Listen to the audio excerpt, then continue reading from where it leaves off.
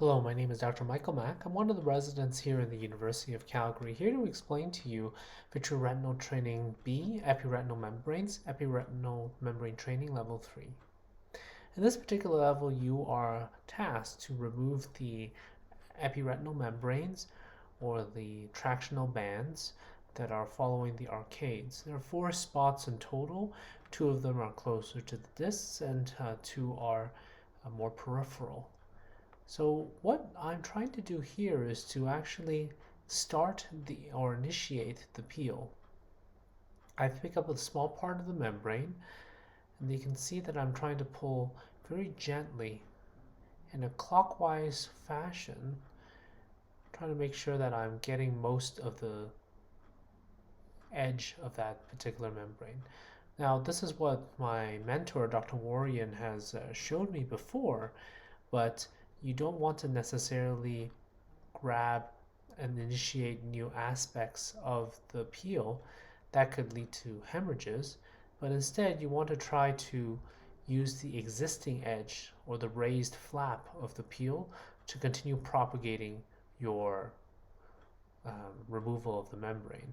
So that way you don't necessarily need to touch the retina as many times as possible. And I think that the simulator recognizes when you do that, and it rewards you with a better score. Here I'm keeping a lot of the uh, membrane strands in the vitreous so that I can remove them later with the vitrector.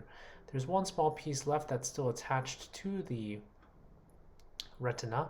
I remove that and I proceed on to the next aspect of the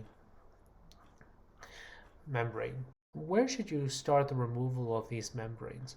Well, ideally, you want to actually start as far away from the macula as possible. So this is why I'm choosing this spot here, which is close to the disc, but rather far away from the macula itself. And again, you notice that I'm trying my best. Oops, the light just shifted a little bit out there, but I'm trying my best to not um, re-grab close to that of the retina, but instead I've lifted up a flap and I want to try to continue propagating that flap as far as it will let me in order to remove the membrane. That way you don't have to touch the retina as many times as possible, and you reduce the risk of inducing tears or hemorrhages, things that the simulator will dock you points for. You also don't want to pull too fast, because if you do that, you may initiate a retinal tear in that particular area, as you don't know how adherent the membrane is to the retina. So you want to be able to try your best to be patient and remove things as slowly as possible, but as efficiently as possible. Now I direct my attention to the peripheral membrane. This one's much smaller and a little bit easier to peel, so I do it in one smooth motion. And then I go on to the bottom one, and then I pull gently to the side in a clockwise fashion. Oops, I've accidentally ripped my my sail, or like my raised membrane, but that no matter, you can just continue it and all 4 pieces are removed. So now I place in my vitrector, and then you just slowly aspirate and cut away the membrane that you've kept in the vitreous.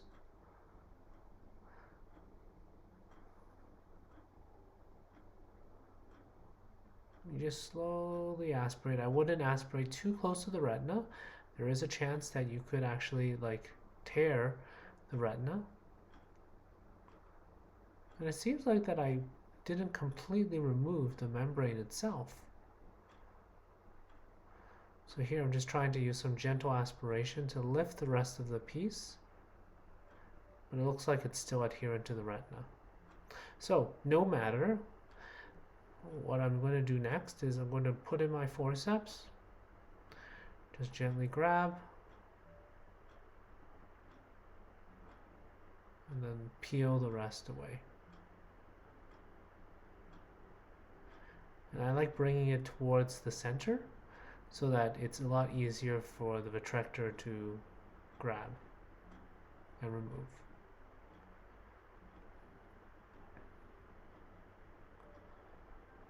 So gentle aspiration, a little bit of cutting here, but that looks very clean. So we scored 100 on that particular attempt. Take your time, be patient. Please like and subscribe for more. Thank you very much for watching.